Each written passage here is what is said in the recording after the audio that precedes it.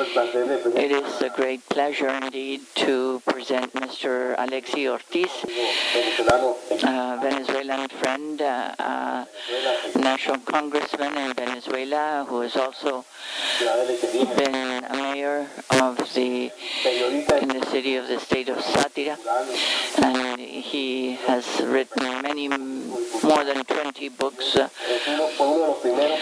he's one of the first politicians who have left the Chavez regime. He's now living in Florida, and he's going to refer of the unhappiness of the Venezuelan people and of the Cuban people. I was telling our common friend that Mr. Alexis Ortiz is a man who should be made. If we take out Castro, we'll take out Chavez. If we take out Chavez, we'll take out Castro too. They're both in the same sinking ship. My dear friends, ladies and gentlemen, one should begin to express a profound emotion one feels when speaking before such a distinguished public like Joe Donahue, Mr. Cordova, and so many other people, and of course Aníbal Cabrera, my old friend in struggle. I'm going to be as telegraphic as I can and as brief as I can to describe how this work of Hugo Chavez has failed, this socialism or neo-communism of the 21st century. Communism truly failed in the 20th century. And this one dressed as neo-socialism is also failed. They're not trustworthy. One cannot speak of figures because they are always very confusing whenever the governments address these numbers. When we were student leaders, Mr. Cabrera was also a distinguished student leader. They gave information to the country that said that 10% of the population was poorer than it had ever been. And Chavez scolded him and said that we could not use the figures because they lied. We could not use numbers because they lied. But no one can take such scientific measures in order to be serious and not to fall in the same traps that they set before the people. But what is clear is that Chavez has manipulated or handled more money than any government in the history of Latin America. It is felt that within these past 12 years, he has handled $780 billion. These sums of money, because he's had so much luck. He's been so lucky because he had all of this oil bonanza, which has allowed him to have unimaginable amounts of money. In spite of the fact that he had so much economic power and so much political power, because this type of government that gets to be a government after destroying democracy allows him to convoke people who might be voted in Peru, for example, and Mr. Umaña. But the president has an objective to have the dictators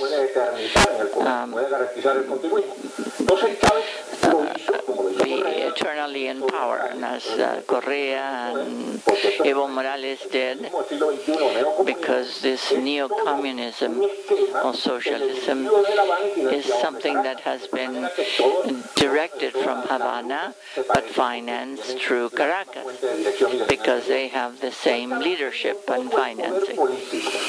He has had the political power, the executive power, the legislative, and the treasury, and of course the Congress. They call him the defender of the post because he doesn't defend the people. In spite of this political control, and he has had also the economic power, because Venezuela is a mono-producing country who controls the oil business, controls the national economy, because it controls the foreign currency, controls the dollar, so that he controls PDVSA, and he has destroyed the private sector. So he was also controlling more and more communication media. For every minute that the opposition is given to speak, Chavez has 100 minutes. That is terrific difference. And with the support of Cuba, he has absolute control, total iron clasp over the military and the police, in spite of all of this power, all of these possibilities of expanding his policies, because he didn't lack any power. During the first years, he had a lot of popular support. He has also played to drown that opposition. Even Ledesma won elections very clearly, and he changed the law so that the mayor will not have the powers that are given to him by the Constitution. And he gave those powers to a person appointed by him. He has also used the Justice Department to criminalize dissidents and to chastise his opponents.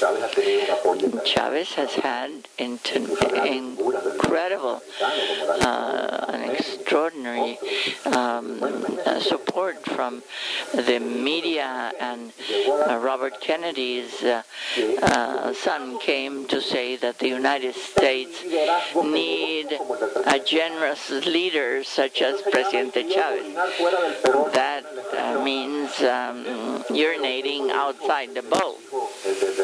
And that was something that the son of Robert Kennedy said, very beloved man. And in spite of all of this power that he has, the result of the Chavez government is that the mountain has given birth to a mouse.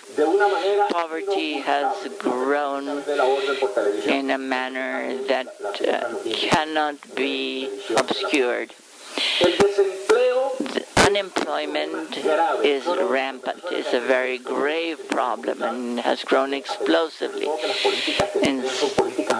especially because the policies are to provide assistance and to create dependency.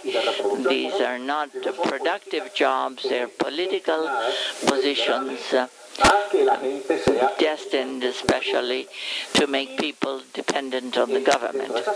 And within these assistance policies are the creation of a hyper bureaucracy. We were all complaining of the fact that there were about 800,000 people in political leadership, and we had to find the way to privatize all the government enterprises and to reduce this large bureaucracy that reached a figure of 800,000. Well, in this era of Chavez, this bureaucracy went from 800,000 to 3,200,000. In other words, 4 times more. That gives you an idea of how a policy is developed with the basic intention of controlling the people.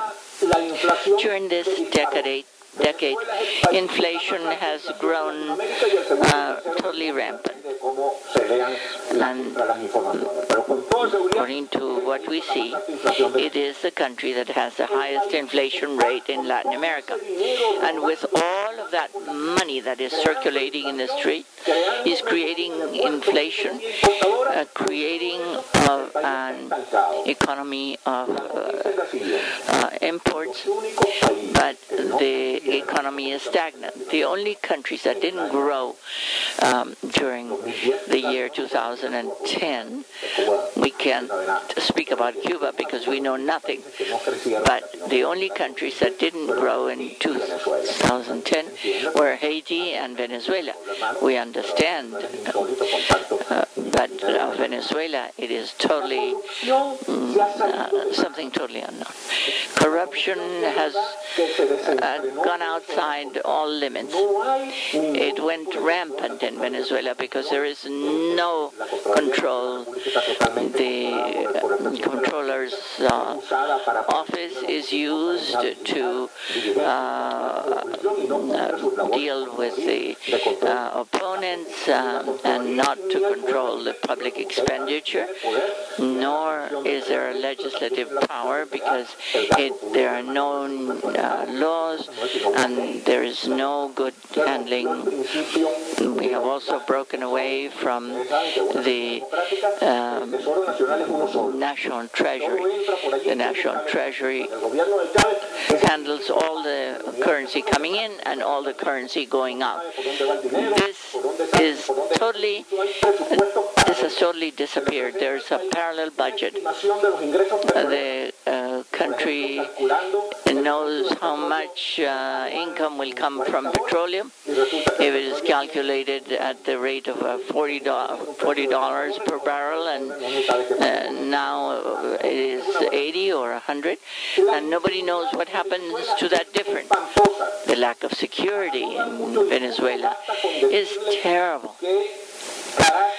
Caracas has now become a city that can be compared with Ciudad Juárez, which is practically now dominated by a civil war. Caracas is compared with Ciudad Juárez as far as security goes, with assassinations and killings going on every day.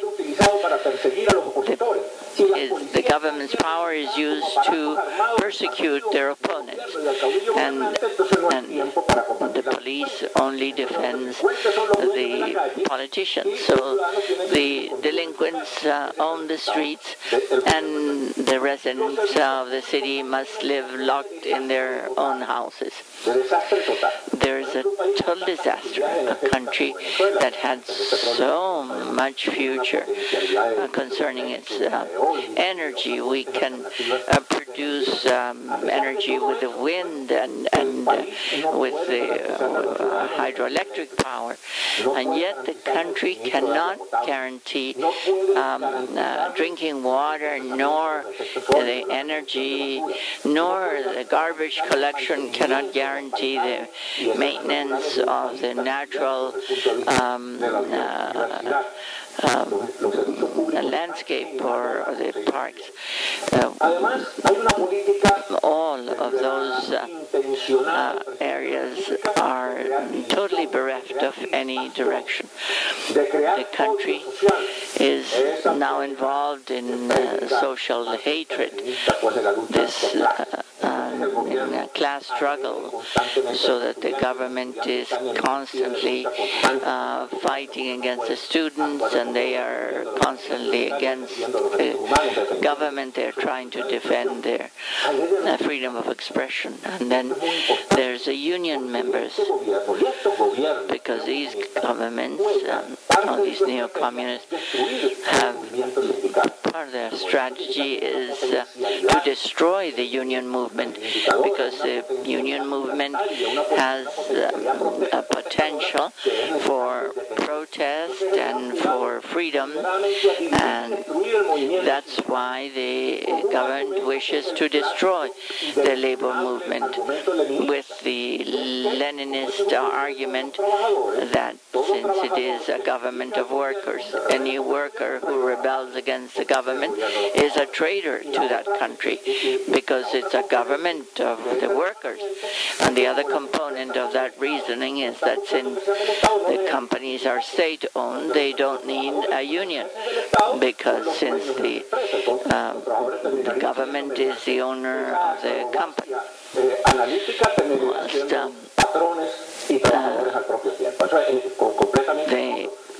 That is totally absurd, so that the union movement has been castigated in Venezuela by this government, but the students continue to stand up and protest.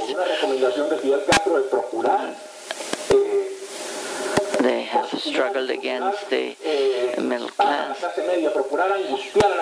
They are trying to incite the middle class to leave the country, so that there are many people who are trying to find refuge elsewhere, because they cannot stand the distress and the oppression of a government like that. Venezuela is very worrisome. We are here because we are in exile. Otherwise, we would absolutely want to be in our countries. Not because I only love Venezuela, because I love the United States too, but he is hoping that people will leave. And this is extremely dangerous for Venezuela, because we're losing our best brains. The most intelligent people are leaving the country, and other countries are getting richer or are benefiting from this. There was a Ayacucho plan by sending many Venezuelans who were outstanding students and who were able to study in the best universities in the world. This whole amount of students who studied at Harvard, at La Sorbonne, were losing it, because they went to the countries where they studied, because Venezuela is offering them no opportunity. Chavez has gone against the church. The church must defend the human rights and must try to defend its churchgoers. And it has also,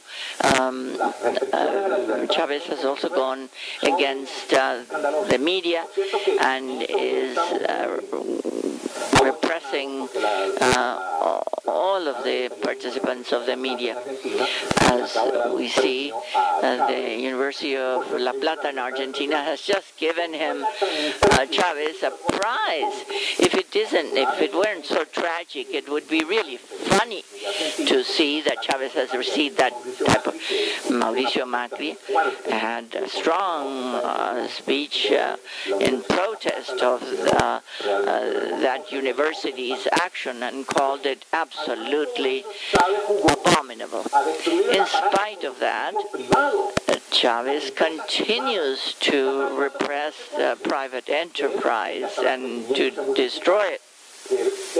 So there's a lack of supply, there's more unemployment, because private enterprise employed about 70% of the labor force, and now it has reduced to 35%. This has been very damaging for the whole population.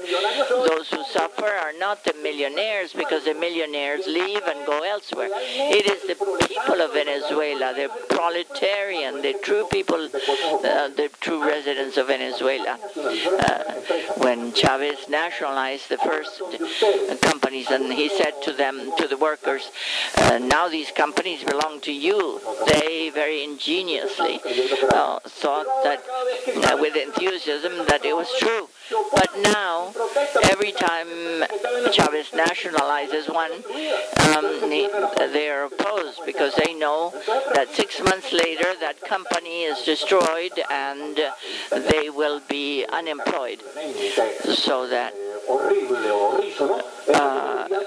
it is better to fight against capitalism, fight with capitalism, because they try to bargain collectively, because they have, Chavez did away with the right to strike. So that it is better to fight that capitalist, to fight with a government that destroys the company and doesn't give you any right to strike or to protest. Also, Chavez, in order to make the Venezuelans even more ashamed, because we are now ashamed even to show our faces internationally, because our president is aligned with the most incredible, the most abominable people on the planet. He is an ally of narco war and guerrilla in Colombia. He is aligned with Raúl Reyes and the FARC. He's allied with ETA. Imagine the Basque terrorists, and he's the ETA movement is manifested itself openly in the country. He's also aligned with the Libyan, with the Palestinians, with the Chinese dictatorship, even though they're now received here in the United States with their red carpet. But that model of Raúl Castro's, we hope, is not going to be successful because of people's capitalism. But that model that each makes the whole world want to do business with China has occupied, that has done something terrible, because in China there is no respect for human rights. It is an ally of a dictatorship like North Korea. He's an ally of a dictatorship that appears to be democratic, but is to be an ally of Putin, who's a pseudo-democratic person. He's an ally of the dictatorship of Zimbabwe. Something absolutely disgusting. This man who lives in luxury while his people die of hunger. He's an ally of the horrible government of Iran, of Syria, and every one of us is seeing. And he is the spokesman for Gaddafi. He handed Gaddafi the liberator's spade. And he is qualifying the Gaddafi revolution as that of being equal to that of Bolivar. That is an abusive use of the name of Bolivar, just like he abusively used the name of Jose Marti.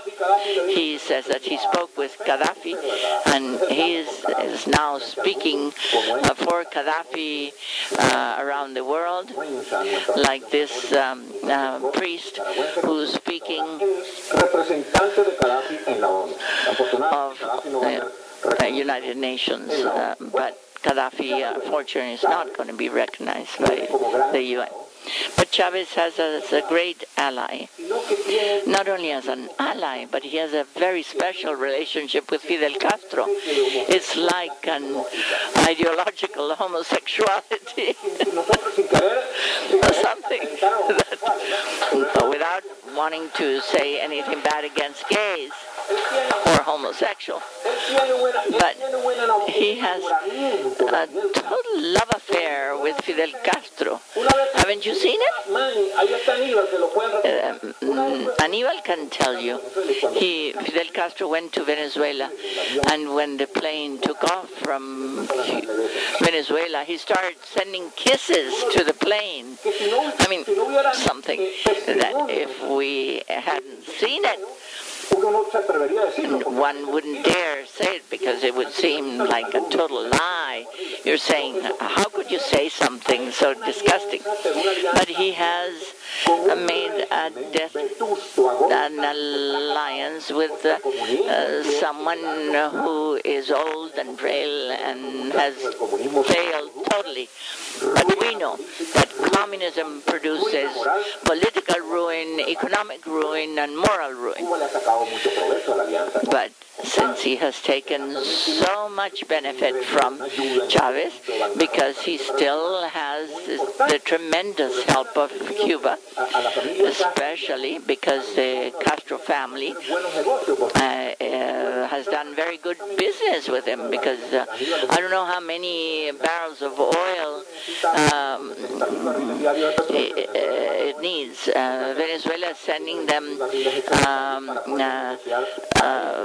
like 70,000 barrels a day, or 90. He sends them 90, so that they have 20,000 extra barrels for the Castro family alone, so that they can benefit financially from that. Cuba is deriving much benefit from Venezuela, but the government of Venezuela is benefiting also from Cuba, because the communists are bad as government, bad to resolve the problem, but he's helping people to build roads and to provide services. But the communist governments are very good in some areas. First, in the social control technology. The Cubans help Chavez in everything that's the technology for controlling the media, and to create that dependency, culture of dependency, to make everything state-owned, so that everybody has to depend from the state. If you want to eat, you must depend on the state. If you want to get married, you must depend. If you want to die and you want to bury your family members, you must depend on the state. In other words, for everything, you depend on the state. So if you rebel against that state, as Evo Morales or Rafael Correa or Daniel Ortega, if you rebel against that government, then you are a non-person. Either you leave the country or you're in ruin. Either you are in prison or else you have to go into exile. So that social control mechanism is very important, supplemented by what they call the Bolivarian committees, in a technology that has been given by Cuba to Chavez so that he can control all the people, the technology of propaganda. Communism is good for nothing, but it is wonderful for propaganda. They tell the people that they're resolving the problems, that they're working for the people. And so Fidel Castro has said to Chavez something very simple. If you spend $10 in resolving this, you spend 100 to publicize it. The important thing is to create the sensation that the problem is corrected. So this technology for propaganda has been very well learned by Chavez, and something very important in this game of propaganda, which is the idea of attempting to disseminate among the population the acceptance of the fact that the dictator is invincible, that he has a pact with the devil, and that Castro and Chavez are now invincible. They have made a pact with the devil, and that is an idea that is trying to be disseminated in Venezuela. And then finally, the theory of repression. The police and the Ministry of Housing, or the Ministry of Agriculture, they're very good. They're very bad. But the police is very good, because they learn learned everything from the KGB, and with all the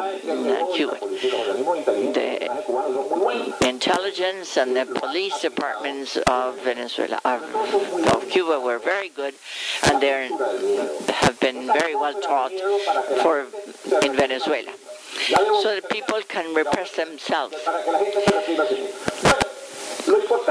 The important thing of all of this is that the model is a total failure. The people are rejecting it. Almost 90% of the population in Venezuela is rejecting the Cuban communist movement, but that means that a good many of the people in the Chavez government are rejected.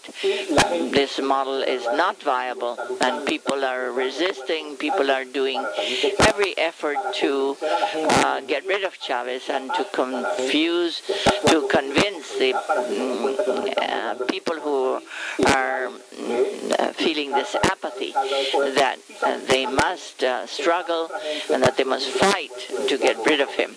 And they're also making an effort to speak with the people, the Chavez's people, and we're trying to dialogue with them, because the reconciliation of the Venezuelan is a sine qua non condition so that we can recover our country.